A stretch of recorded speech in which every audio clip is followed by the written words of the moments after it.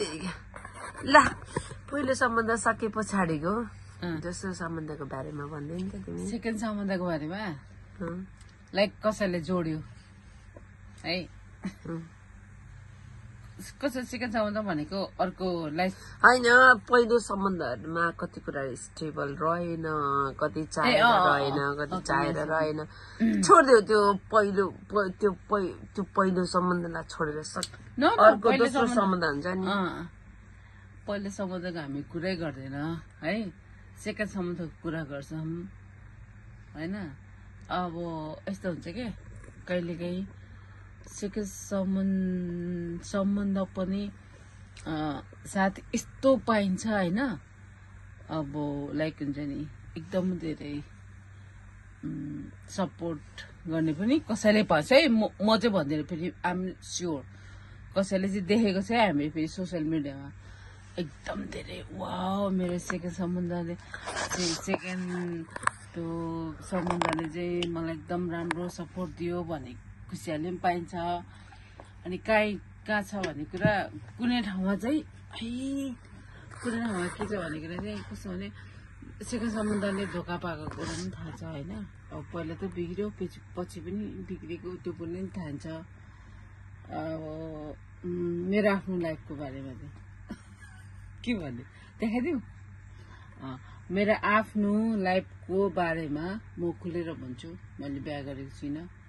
है सेकेन्ड बिहा गरेको छुइनँ है फर्स्ट त त्यही हो सबैलाई थाहा छ म चाहिँ कस्तो भने लाइक हुन्छ नि अब तर जतिसुकै जे गरे पनि एउटा कुरा चाहिँ म ढाँटेर भन्दिनँ मलाई मेरै पहिला बुढाकै माया चाहिँ लाग्छ अब उसले जस्तो चाहिँ आइम रेस्पेक्ट हिम उसले पनि मलाई त्यस्तो अब जुन कुरा गर्यो छुट्यो त्यस पछाडि चाहिँ उसले कुनै डिस्टर्ब गरेको छैन तर अहिलेको सिचुएसनमा भन्दिनँ पछि देखाउँछ अहिले कहाँ देखाउनु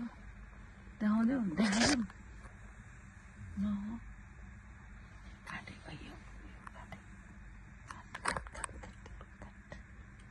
देखाउँदैन अहिले काट अर्को यसरी देखाउँदैन ल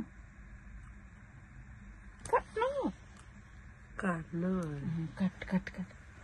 अर्को उसमा देखाउँछु क्या म अर्को रिस्ट्रिक्टमा देखाउँछु म एकदम राम्रो कन्टेन्ट बनाएर आइम सिरियस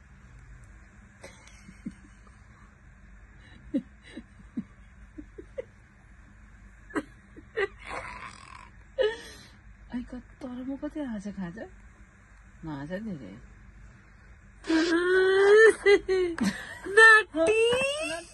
नटी भन्दा अर्को बक्सा उठ्यो नटी भन्दा अर्को नटी भन्छ क्लोज गर्न